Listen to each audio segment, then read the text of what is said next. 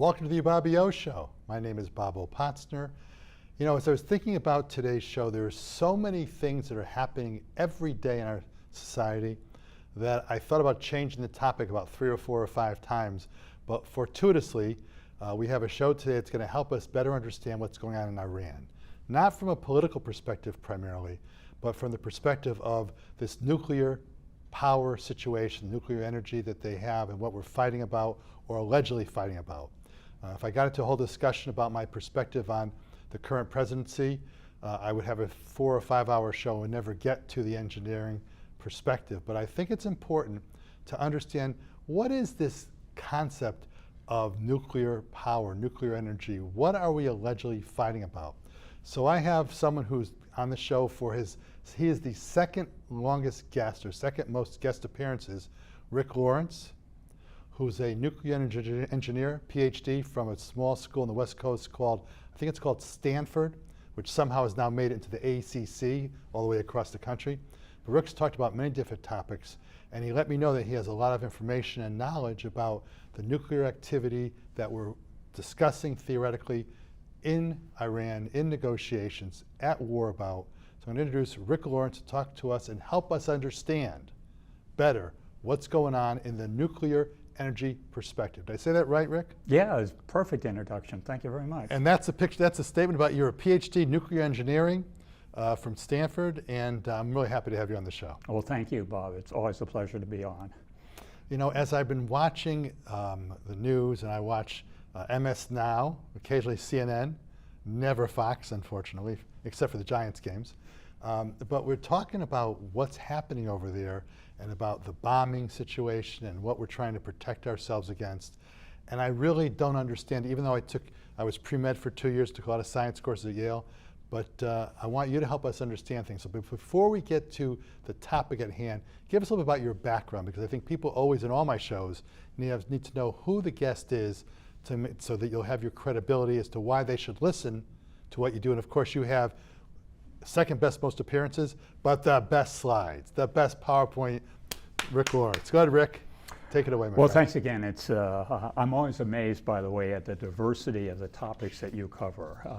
I've done COVID before. We've done several shows on AI, and now we're doing Iran nuclear, but that pales in comparison to the topics that you've covered in the show that I could not do. Well, so thank you very much. Kudos for that. And by the way, I've actually watched some of the YouTubes and realized how diverse they are. Well, thank you for saying that, because last week's show the guest was a sex and pornography therapist, so it couldn't be a more different topic. So I'm already going to set an objective for this show, and that is we need to do a show where the number of views on YouTube of this show will be at least 1/10 those that are generated for the sex therapist. If that's the case, I think we will be successful.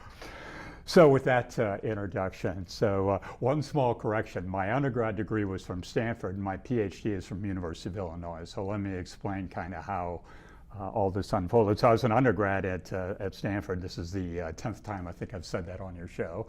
And I was in chemical engineering, and I realized sort of by my senior year, I was not going to be doing chemical engineering for the rest of my life. So I took a couple of graduate courses at Stanford in nuclear engineering. One was in theory and one was in experimental, and got an advisor in the nuclear engineering program there. And Stanford only had a master's degree program in nuclear engineering, so staying on for a PhD wasn't going to be possible. But I was really sort of turned on by the subject with the 2 graduate courses I took. So he encouraged me to apply to Berkeley and Illinois, and I was about to go to Berkeley. Berkeley, University of California, Berkeley, you may know, is famous for Nobel laureates in physics. I mean, there are probably several dozen Nobel laureates in physics and chemistry from Berkeley. But I ended up being recruited heavily at Illinois and got a fellowship there. So I went there in my first semester, just to tell you a little bit that actually relates to some of the stuff that we'll talk about. My first semester, I was a research assistant in something was called the Fission Physics Lab. So fission, not fusion. Fission, exactly, which is the basis of what are called conventional nuclear weapons, which is what we're talking about in Iran. We're not talking about fusion weapons in the context of Iran. So I spent my first year at Illinois in the laboratory. We had a research reactor there, literally measuring the distribution of products that would come from fission. When you fission a uranium nucleus, it breaks into two chunks. It's not always the same two chunks, and there was a lot of interest as to what the distribution of those different fission products looked like. Well, what I discovered about experimental physics is it's about 90% dealing with electronics and equipment that doesn't work and trying to make it work. And I realized that wasn't it, and I took the PhD qualifying exam, most pressure in my life, finished first on it. And a well-known theorist came up to me and asked me, well, tell you what, would you like to do your thesis under me? And what happened is, in a long story short, is I ended up doing a thesis that was solving something called the neutron transport equation. Neutron transport equation, which is a mathematical description of how neutrons move in a media. That media could be a nuclear reactor, or for that matter, could be a nuclear bomb. Okay, the physics, while the timescales are dramatically different, the physics, underlying physics, are roughly the same. My PhD was in computational methods, so that's where I learned how to program, which we talked about in previous shows. And I went on to a national lab, ultimately became head of neutronics there and moved on to various other things. But the funny thing was, most of the people in my area actually ended up going to Los Alamos, where they were applying New Mexico. This in New Mexico, of course, famous for the Manhattan Project in World War II, and were basically solving the same equations, but for nuclear weapons design. And as a funny story, many years later, I had moved on to machine learning, artificial intelligence, so forth. But I went to my son's junior high school. He went to Worcester here in Danbury, and gave a little talk on nuclear energy. And my son, for the first time, learned that I could have been a nuclear weapons designer and gone to Los Alamos. Speaking of that, I want to transition. You mentioned before I get to the focus of our discussion on Iran and the nuclear weapons there, in 30 seconds or less, what is nuclear fission? Nuclear fission is when a uranium nucleus absorbs a neutron, it becomes unstable, and rather than advancing from uranium-235 to 236, it breaks in half. And when it breaks in half, several things happen. It releases energy. This is the E equals mc squared, because that very small loss in mass is converted to energy. And more importantly, it releases 2 to 3 neutrons, which go on to cause other fissions and other, Does this chart show that? Yes, exactly. So real quickly, there are the two fission fragments, which I spent my first year in grad school measuring, by the way. These happen to be barium and krypton.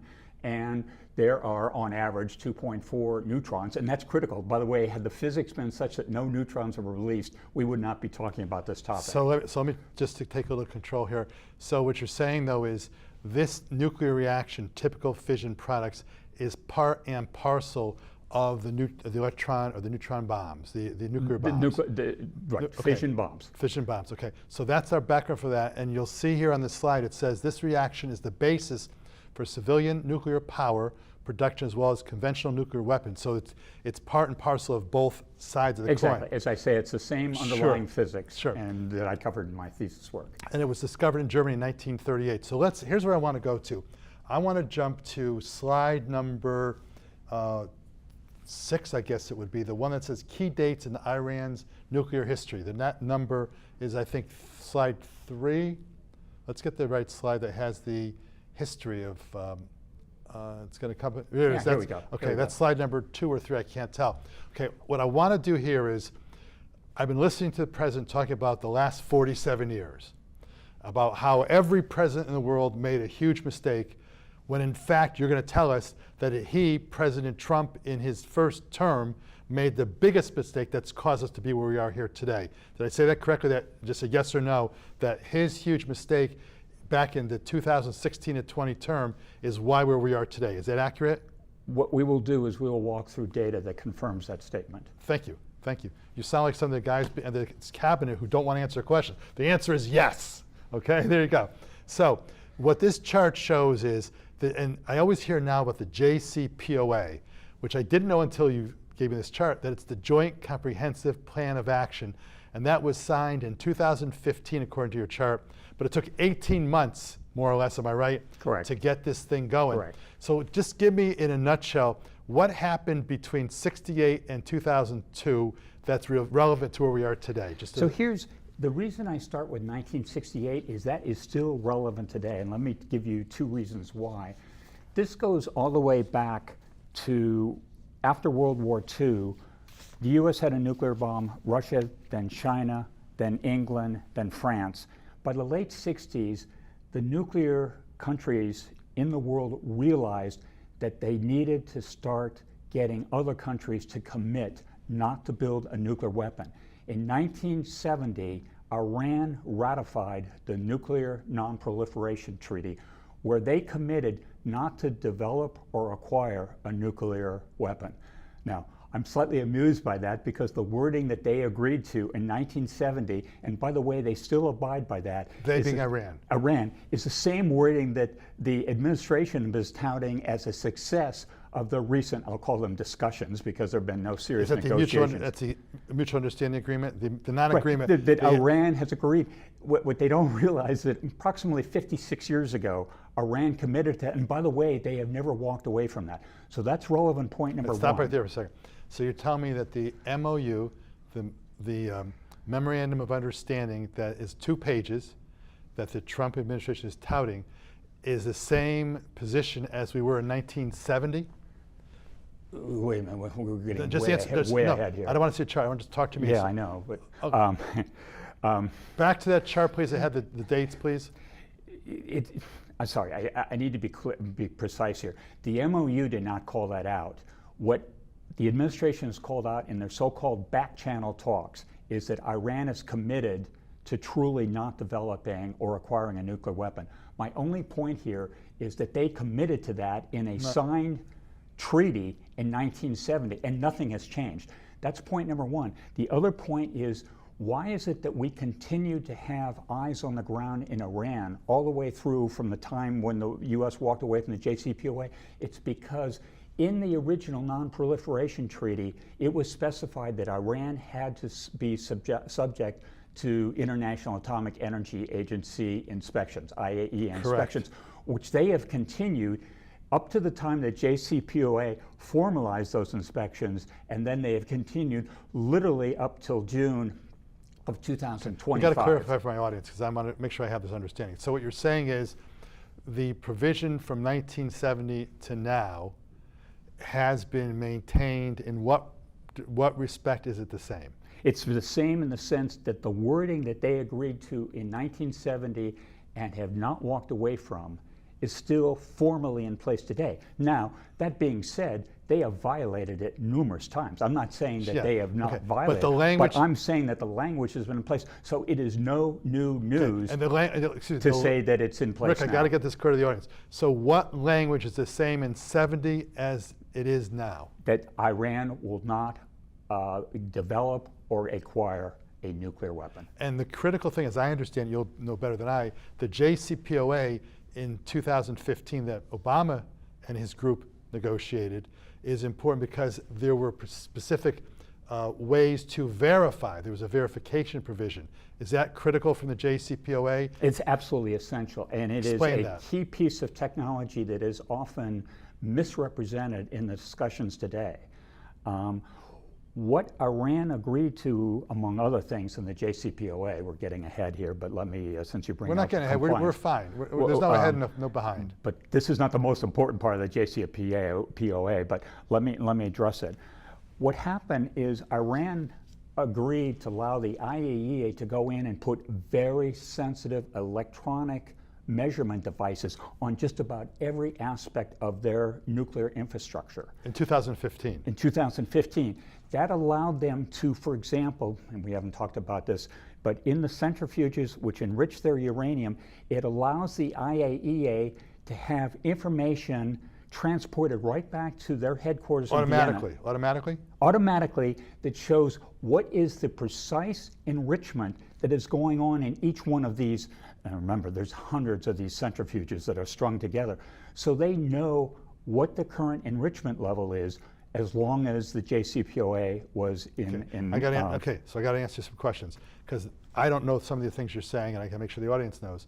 The AIEA, that's the acronym? IAEA. Say again, what is it? International Atomic Energy Agency. And who is that? That was founded in 1957. It is under the United Nations. It was founded under the United Nations. It continues to be under the United Nations. They are an exceptionally capable organization of nuclear experts. I mean, PhDs, people that I have interacted in the past in a different context. And their job is to enforce nuclear safeguards throughout the world. So when the act that was the JCPOA was put in place, that organization was engaged to be the one that verified that the agreement was being maintained. Precisely. Okay, and they somehow had materials or mechanical connections so that they could follow daily, 24 hours a day, what's going on to make sure Iran wasn't cheating. Is that a fair statement? They had not just, like chains and locks on stuff so they couldn't be accessed. They had electronic seals on hundreds of centrifuges that, as a part of the JCPOA, were taken offline in Iran but not destroyed. By the way, that was one valid criticism of the JCPOA. We can come back to that. We'll come back to that, yeah. Okay. But what they did was they put a seal on it such that if this thing was tampered at all, it would send a signal back to IAEA headquarters, which happened to be in Vienna. So there is this notion, among many notions, that this guy, an old-fashioned guy with a clipboard who goes in there, centrifuge one, coach, check. come on in, Centrifuge coach. two. It doesn't work that way. These are very sophisticated pieces of technology, and by the way, any agreement moving forward has to happen. Would have to leverage that and, in fact, expand on it. Okay, so let me ask this question. So when the agreement, when the JCPOA, when Trump in 2019, I think it was? 18, ripped it up, did that verification end? Perfect question. The answer is no. Why didn't it end? Why didn't it end? Believe it or not, because of, that's why I wanted to get in the description of the Nuclear Non-Proliferation Treaty. It went all the way back there, and somewhat surprisingly, and I would say even to Iran's credit, when they walked away from that, they allowed IAEA inspection to remain, including a lot of the sensors. Until when? Until June of 2025, which is the 12-day Operation Midnight Hammer, where the U.S. and Israel destroyed their nuclear sites. Right. So you're telling me that even though Trump ripped up the JCPOA in 2018, that we had the verification going on for these last 7 years until 2025? Exactly. Okay. Now, you've mentioned some fancy schmancy terms I want to have you explain before we go on to the next phase, and that is you've used the phrase centrifuge, and you've used the word enrichment. Right. So I'd like you to give me a little bit of background as to, and if you need any charts, pick out the charts you need. Let's walk through a little bit as to how one makes a nuclear bomb. Okay, so we understand those factors before we get into the next part of the discussion. Well, let's just do this without slides. Let me just kind of explain it at a high level. But give me a chance to ask you questions. Don't keep going. So what is enrichment? A slight technical detail that you'll hear about is uranium comes with what are two isotopes. Let's just call them U-235 and U-238. The specifics are not critical. Okay. And there's a slide there. Okay. So it turns out that U-235 is the one that you need to make a nuclear weapon. It's the one that will undergo the fission reaction that we spoke of. U-238 will not do that. So in this chart it says there are two naturally occurring isotopes of uranium. Is uranium a naturally occurring element? Yes, it is. It is. You mine it, and by the way, Iran has at least 3 uranium mines.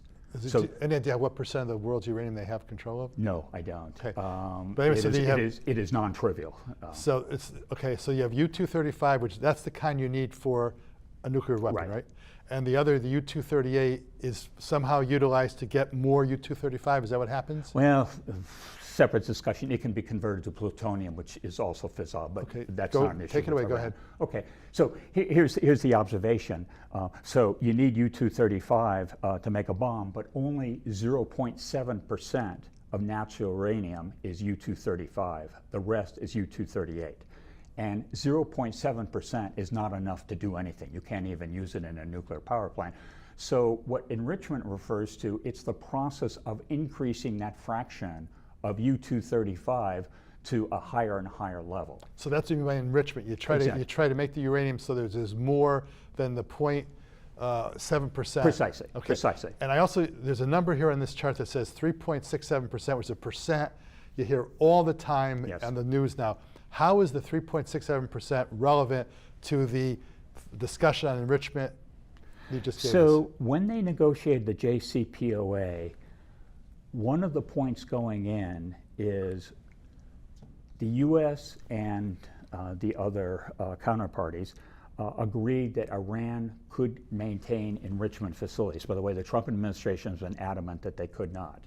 So they agreed that 3.67% would be enough so that they could continue to manufacture fuel for their civilian nuclear reactor. So that was, I'm sorry, and when they did the agreement of the JCPOA back in 2015 timeframe, it was determined by mutual agreement that 3.67% was a reasonable amount to allow Iran to make so they could use the uranium for non-military purposes. Precisely. I said that correctly?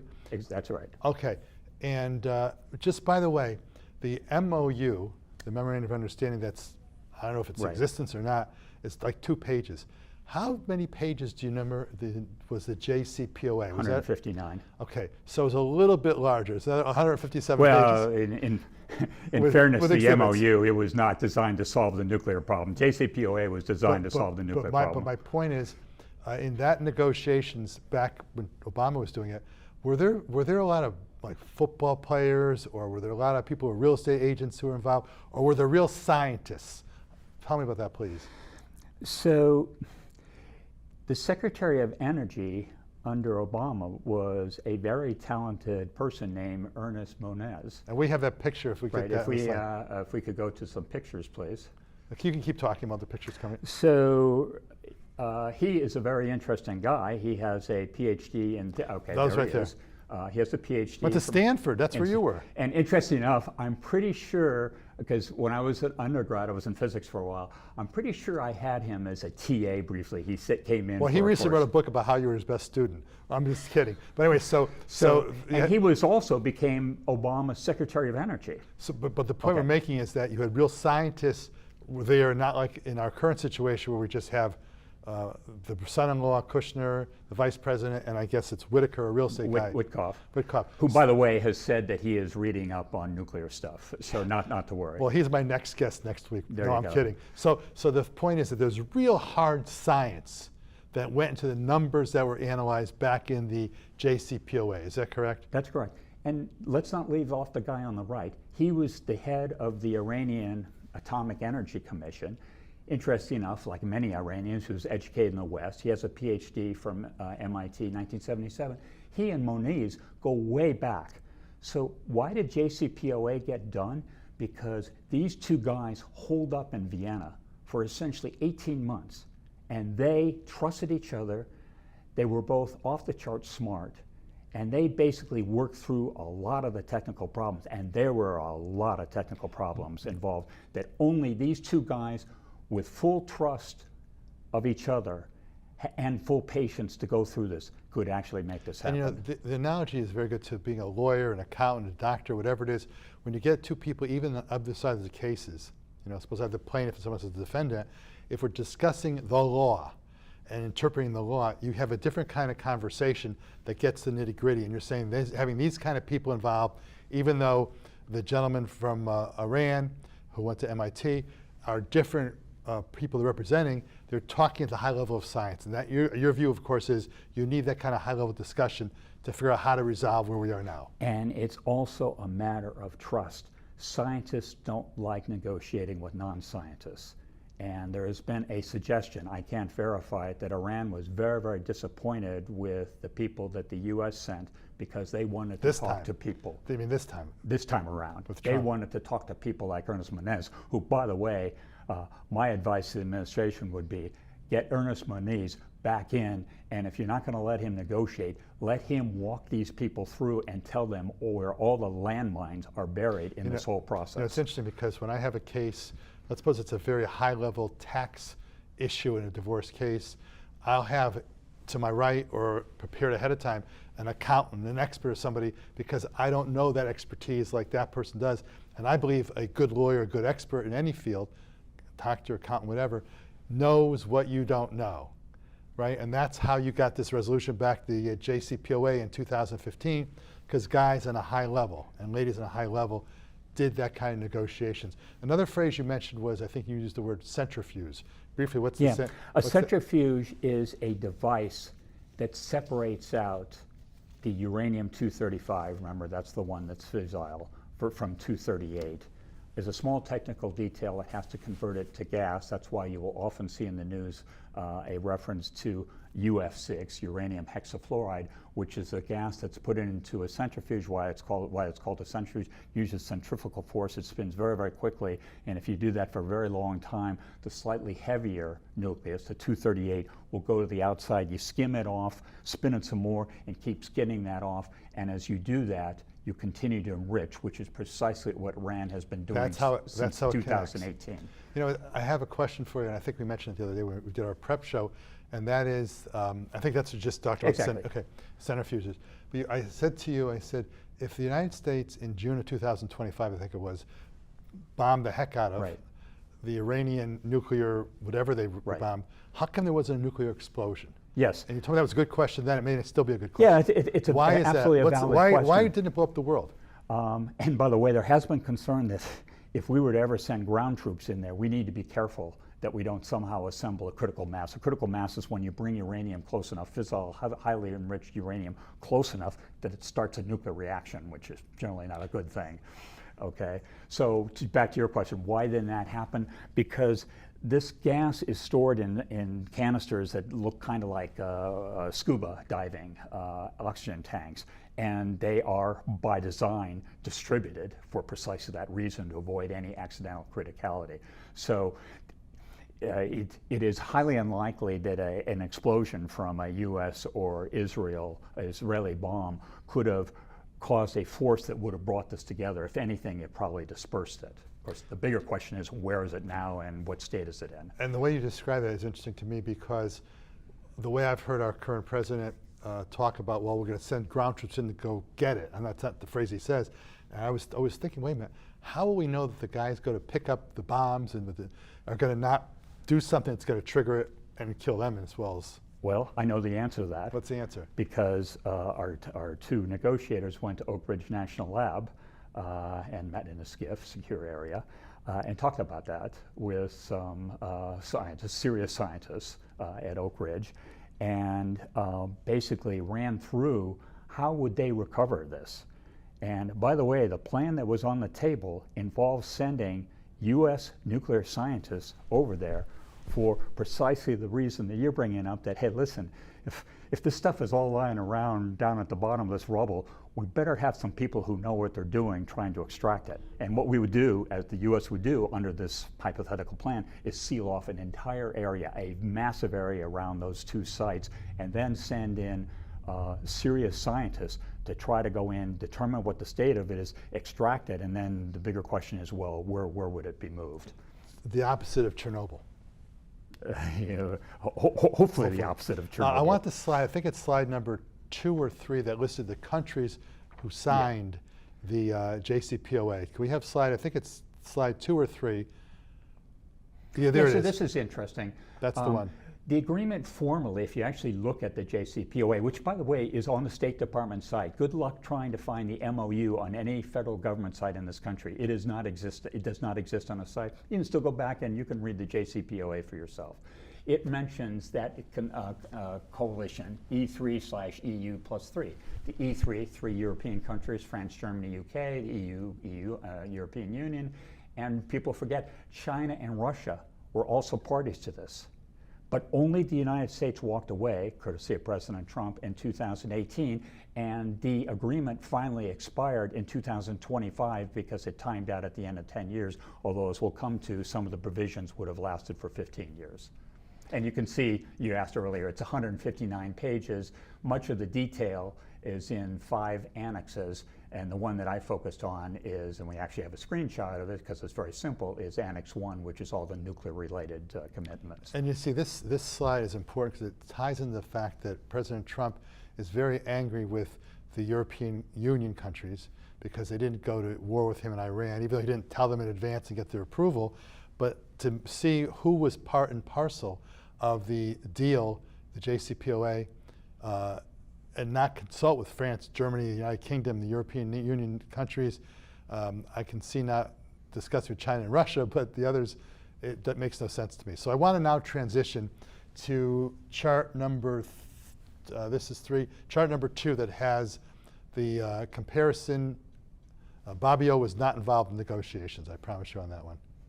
I think they're going to put on slide number 2, and that chart was, there it is. There it is. Tell me, first of all, how did this, before you tell me what it is, how did this chart come to pass? Okay, so that's exactly the right lead-in question. Thank you. I appreciate that. Well, your questions are always great. They're brief, unlike my answers. Good sense of humor, though. Go ahead. As I said, the IAEA has been at this for a long time, inspecting going in, and this happens to go back to 2008. And what the IAEA would do is every quarter, when they would go and inspect, they would generate a PDF, a report that described their findings. And their findings had buried in it the amount of uranium, the so-called stockpile, that they had observed or inferred from all these measurements that I talked about briefly. So what this report is based on, and this is novel data, I'm pleased to say, with the help of ChatGPT, I had ChatGPT go into all of these PDFs and look for the important relevant data, namely the enriched uranium that was called out by that IAEA report, again in a free-form PDF, and bring it back out to a file, and then I plotted this data. So this data is relying upon the accuracy of the ChatGPT analysis. It is, which I've, of course, validated by checking itself, but I thought you were going to say it's also relying on the abilities and the technological capabilities of the IAEA. And let me say right up front, there has never been any indication during the period of the JCPOA that there were any violations of Iran of any of the limits that were placed on them as a part of the JCPOA. I'm glad you did your own verification information because it ties in as of July 1 of this year. All Connecticut court pleadings, if lawyers use ChatGPT, we have to put a representation that we've done our own verification. Yes. And whenever I go to ChatGPT, if I ask a question and it says it was found in section whatever, I say, give me the section, and I read every section myself. Okay, well, big check mark next to that from me. So excellent point, and okay, I take so that now, seriously. So let's go go through the chart. Yeah. It says total enriched uranium. What's that mean? So this is the total stockpile of uranium that's enriched to 5%, 7%, whatever. We often hear about 60% will come down, but this is all the uranium that has basically come out of their enrichment facilities, their centrifuges. Being the Iranian facility. Right, Iranian. So because it does say on top, Iran stockpile. Right. So this starts in 2008, and it ends right up, literally right up until the facilities were destroyed in June of 2025. And what you're seeing is in that time period from 2012 to 2016, all of a sudden Iran was ramping up to 8,000 kilograms of enriched uranium. Now, let me sort of normalize. So that's before, that's to the period of time right at the, well, 2015 was when the JCPOA was done. So at the time the JCPOA was actually signed, and you said effective date was when roughly? It was signed in July 2015. The implementation day was January 2016. That's when they had to comply. So therefore, when it went into effect, the JCPOA went into effect, that's the height until now of the enriched uranium that Iran had. Is that correct? That's exactly right. And what happened is the And Obama, what's the number? The number is 9,000, whatever. 9,000 kilograms. By the way, it takes about 44 kilograms of enriched uranium, highly enriched uranium, to make a bomb. Okay, we're talking 8,000 kilograms. Now, this was not enriched to weapons-grade uranium. This was much lower So if my enrichment. math is correct, that could do 200 bombs? If roughly? it were fully enriched, but Yeah. it was significant. And it was very, very alarming to the Obama administration. So they went to work for 18 months. By the way, what's not shown here and is lost in the dustbin of rewriting history, by 2013 and 14, Iran had 60% enriched uranium already. That was removed under a predecessor of the JCPOA. And Obama got rid of that, and then they went to work on the real JCPOA. Okay. So the 60% that was enriched uranium in 2016, how many bombs could that have made? That could, at that point, they had enough to make a dozen bombs. Okay. And by bombs, you mean how deadly were those bombs? They had enough material that they could have made a credible nuclear device. Now, there are other technologies not clear that they had. Remember, it's not just the enriched uranium. You got to do other things to make a bomb. It's not clear they had that technology, but they had the materials to do it. By the way, how do you deliver a bomb like that? If they make those bombs, how do they deliver them? Well, I mean, assuming you can actually get it, their missile capabilities, because this would be a crude bomb and it would take a big missile, it's not clear that they had the missile technology to deliver Which is it. a separate issue. Because that's the whole issue that, of course, we've been dealing with North Korea on. Okay. But here's the takeaway, Bob, that I think you're about to get to. On the day before, at the end of when the JCPOA was signed in middle of 2015, Iran had close to 10,000 grams, 10,000 kilograms of uranium, enriched uranium. The day of the implementation, by that day, they had 300 kilograms, 10,000 to 300 kilograms. That's a 97% reduction. That was, why 300? Because that's exactly the number that was specified in the JCPOA, that they could have no more than 300 kilograms of 3.67% enriched uranium. So when you see the 1/1/2016 and the green arrow that says JCPOA going to 1/1/2020, you're staying in the range of like around 300-400, or the appropriate range, 367. You're saying precisely less than 300. Yeah. Okay. Now, so everything was fine. And by the way, it's a separate discussion. We unfroze their assets per the agreement. $30 to $50 billion right, and under Obama. Under Obama, we can talk about that was later. unfreezing the Iranian assets. Right. This is their own money. Okay. And the current plan of the MOA was $300 billion? Yep. So it's only 10 times. So how, it's a rhetorical question, don't answer this question. So I don't know how Mr. President Trump can say it's a beautiful bill that I've negotiated, or beautiful negotiations, when it's 10 times. Let's not go on from there. So now, There's a lot more than that. Yeah. Don't get me going on that. okay, There's a lot more so detail I just want to there. make sure on this chart, Yeah. give me that date again. When was the effective date of the? Look at it as basically January 1st, 2016. That's close enough. Okay. So by that time, by the way, what happened to all that uranium? Where'd it go? It got shipped to Russia. It was Well, not, who decided to ship to Russia? Russia's not got plenty of enriched uranium, having a little bit more. They were providing a service to Well, you us. said a little bit more. We made a big deal just a minute ago about 10,000 or 9,000 down to 367. Why is that only deemed a little bit? Do the Russians have that much more? Because Russians have, at that point, had something on the order of 2,000 nuclear warheads. Okay, they don't need more enriched. What do we have? Do you know? We have approximately 2,000. Okay, that's probably the negotiation. Symmetry, right. And, Okay. and by the way, that's come down over years, and maybe less than that now. So now you get to the point where the Trump rips up the JCPOA around July 1st of 19. Is that when? No. So what happened then is, for 2 years and 4 months, the JCPOA was in full effect.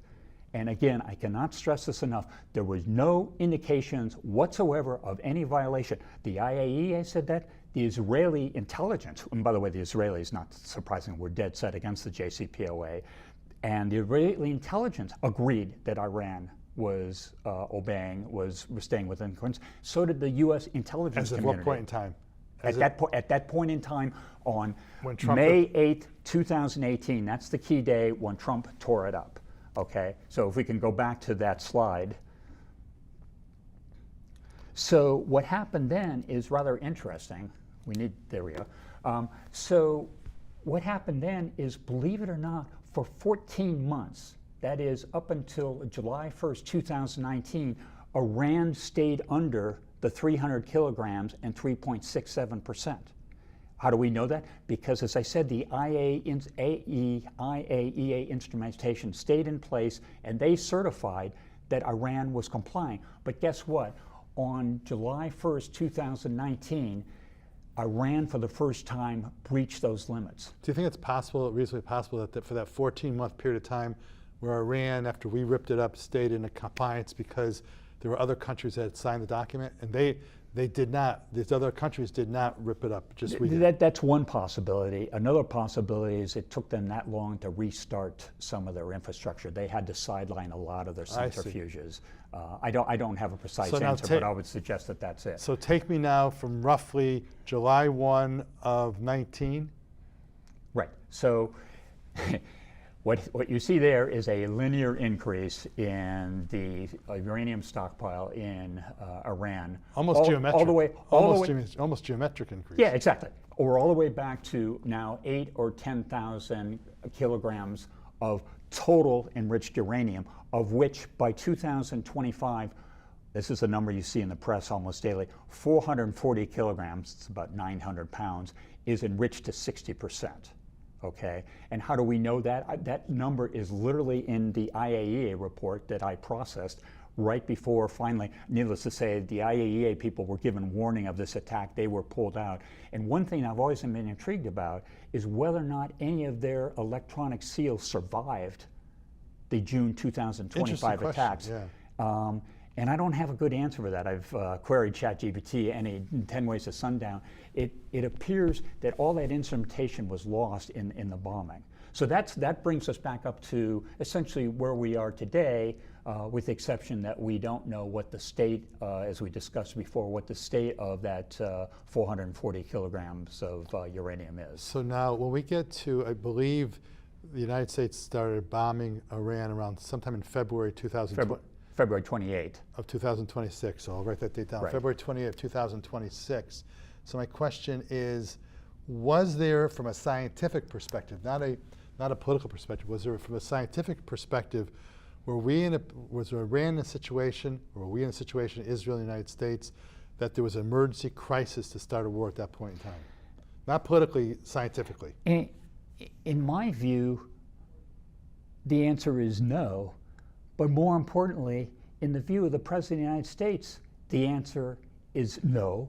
Why? Because he repeatedly said that the Midnight Hammer, the June 2025 attacks, had quote unquote obliterated everything. And if you look up the word obliterated, that means gone, nada, nothing there.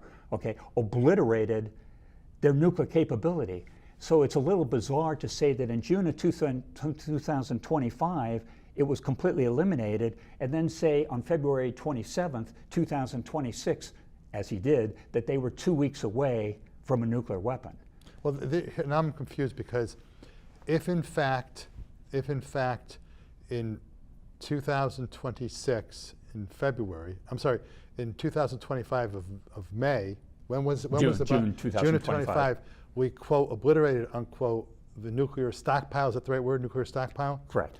Okay. And their infrastructure. And infrastructure. Centrifuges, everything. So why then are the numbers of 9,000 to 10,000 kilograms of totally enriched uranium still on the board there? Shouldn't have gone way down as of June of 2025? We assume, but the IAEA is no longer there, so they can't confirm it. Okay. So this is IAEA data literally up to a couple of months before June of 2025, which was their last access, and then they were warned, to leave, and they left. So if I understand you correctly, and I've been paying attention very carefully, I've tried to, so in February 28 of 2026, it's likely, we don't know statistically exactly, that the number of 10,000 kilograms of uranium may have been substantially lower at that point in time?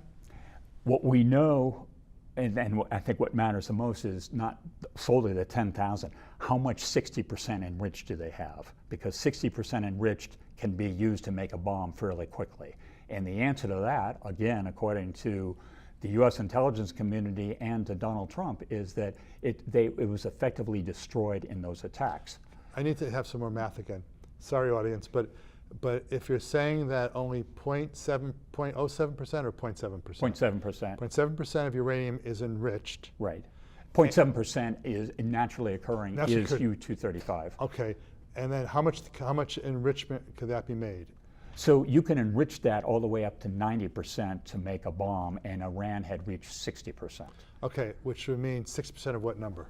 60, in other words, 60% of the uranium that they have is U-235. That is fissionable. So, for example, if I take the year 1124 and it shows about 8,000, right. Okay, 60% is 4,800. No, sorry. This is complicated. That's the total amount of enriched uranium, most of which is down in the 3, 4, 5% level for civilian nuclear reactors. This is everything that has been enriched. A small subset of this is the 440 kilograms of 60% enriched. Okay, I got to understand that. So when we have the 8,000 roughly in January of 2024, using rough numbers, of Iran uranium stockpile, that 8,000 kilograms is significant for what purpose? It just means that it's on the way, because enrichment's a process. You go from 5% to 10%, 20%, so forth. It's on the way. It's already been. On the way to what? On the way to ultimately being enriched enough to make a nuclear weapon. Okay, so how much do we, but this says total enriched uranium kilograms. So, right. So I'm a little confused and I'm being a little perhaps denser, maybe I'm not. If this chart is 8,000 kilograms, what's the significance of being 60%? Explain it to me. And to keep things simple, I omitted the slide that answers your question, and it is the proper question, that shows the 60% stockpile in the last couple of years having significantly ramped up. So that is what your question really is. Why are we talking about all this other uranium when the important stuff is the stuff that's 60%, because that's getting pretty close to making a bomb. And what I'm really getting to is, if you're reading my mind, which is a dangerous place to go, is how many nuclear bombs could have been made with whatever their stockpile was as of as of June of 25, when we obliterated it, supposedly. Then what it went down to, we don't know what it went down to, and then how come there was from a scientific perspective, did we have to do a bomb in February, or why do we have to go to war, or squabble, whatever they want to call it? I call it a war, they being Trump, in February 28th of 26. So I'm trying to have this. Okay, perfect. Let me answer those. And answer in a way that even I can understand. The answer to the first question is 10. 440 kilograms will make 10 nuclear weapons. Small detail, it has to go from 60% to 80%. That's fine. That's okay, so doable. you got 10. That's question. Your second question, how much was left after the bombing? Well, I don't know. Our president refers to it as nuclear dust. Our head of DNI says it was, our former head of DNI, Director of National Intelligence, said it was obliterated to 0%. So I'm going to assume the answer to your second question is 0. And the answer to your third question is zero. So if they have 0%, if they were telling the truth in the White House about obliteration in June of 25, there should have been no nuclear capabilities. Right. So one small caveat is, what has become clear recently is that Iran has attempted to start to rebuild some of this.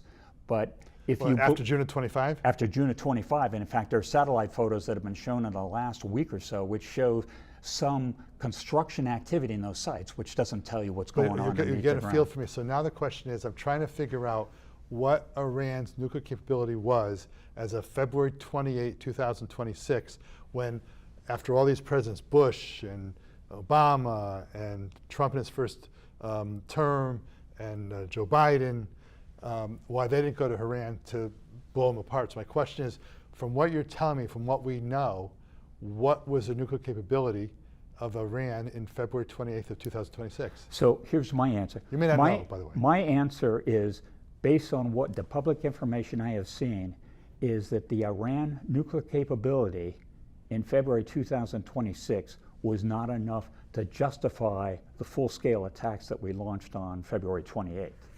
Well, let me ask the question differently.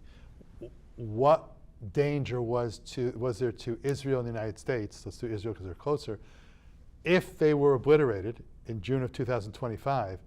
what was the capability of Iran from a scientific perspective as of February 27th, 2026, the day before the bombing? Again, that would have required Iran to reconstruct a significant fraction of their centrifuges, recover, remember the gaseous 440 kilograms that's in scuba tanks somewhere 400 feet under the ground or whatever, and recover that, and by the way, convert it to metal, convert it to a critical mass, and put it in a bomb, and put it on a missile and send it to Israel. The probability of that sequence happening in February of 2026, I would assert, is essentially zero. In fact, I would say it's precisely zero for any number of reasons, because any of those steps are basically zero. And how about this? How about if we negotiate and say, you know what?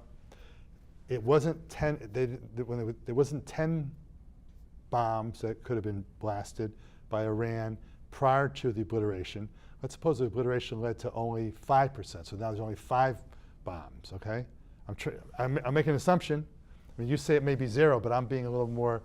I'm saying maybe they had room for 3, 4, or 5 bombs. What risk was there from a scientific perspective to cause the need to go to war with Iran in February 28th of 2026? Maybe an unfair question to ask you, but I'm going to ask anyway. Well, to me, it's a moot point whether or not there was enough for 1 or 2 or 5. If there's enough for 1, that is of obvious concern.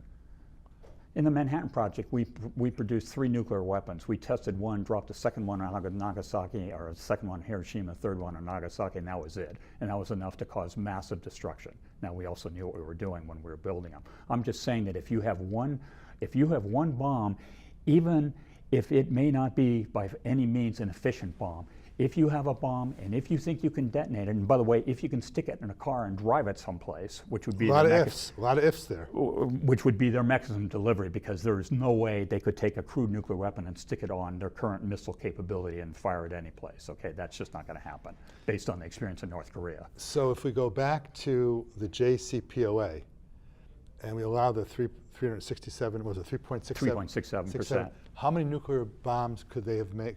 Zero. Zero. So because you cannot make a nuclear bomb with 3.67% enriched uranium. So then, if then in fact there was, if it was zero possibility then, and if we hadn't ripped up the JCPOA and expired in 25, there would have been theoretically no ability for Iran to detonate a nuclear bomb as of January, February of 2026.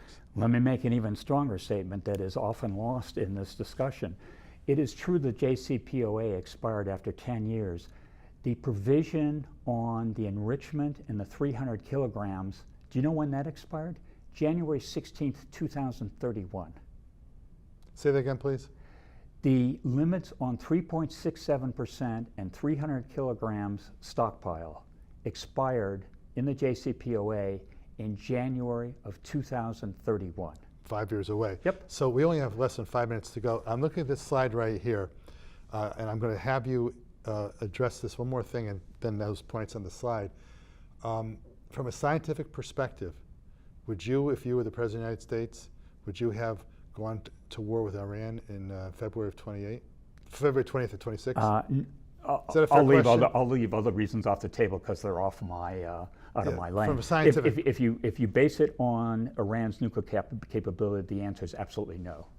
Look at the thing you have in the chart here right now. We're going to have you back again, but tell me, looking at the topics: similar stockpile and enrichment limits, no sunset provisions, further enhanced monitoring, 24-hour inspection of undeclared sites. What is that referring to? So right now, what the Trump administration has been arguing is that Iran needs to agree to 0% enrichment. They need to agree to never enrich uranium again, and that is highly unlikely. I mean, I do not believe that they will ever agree to that. I think that's a red line, and I think it will be impossible for us to enforce. So what I'm arguing is that, I'm calling it JCPOA 2.0, I'm arguing that let's start with 300 kilograms and let's start with 3.67%. So let's lock that down. Now, one of the biggest criticisms, and I would argue a valid criticism of JCPOA, was the sunset restrictions. To me, 15 years is a long time, but it's not infinite. Well, 15 years is a long time. It would have taken us to 2031. Sometimes a negotiated Right. case for my clients in a matter, and you say, I'd like to get X but I'll Right. take X divided by 2, 3, 4, or 5 because you're not going to get it in negotiations. And if you can buy it, who knows what in 15 years may happen. We have 30 seconds left. You got to wrap up. Okay, so my point is, if we are going to do another deal, both sides are going to have to give in. Iran is going to have to accept the fact that there will be no sunset. The U.S. is going to have to accept the fact that Iran can enrich, and both are going to have to accept the fact that we will need very highly sophisticated technology to monitor compliance. Rick Lawrence, folks, you can imagine discussions he and I have on the phone when we talk about these topics. Rick, you're so knowledgeable. Thank you for letting me ask you some questions that perhaps were not the smartest questions. I do my best. I only went to Yale, you went to Stanford, so there you go. Duke, of course, for law. This has been Bob Opatzner with my great friend Rick Lawrence, who's also a great golfer, by the way, on The Bob Yo Show. Shalom.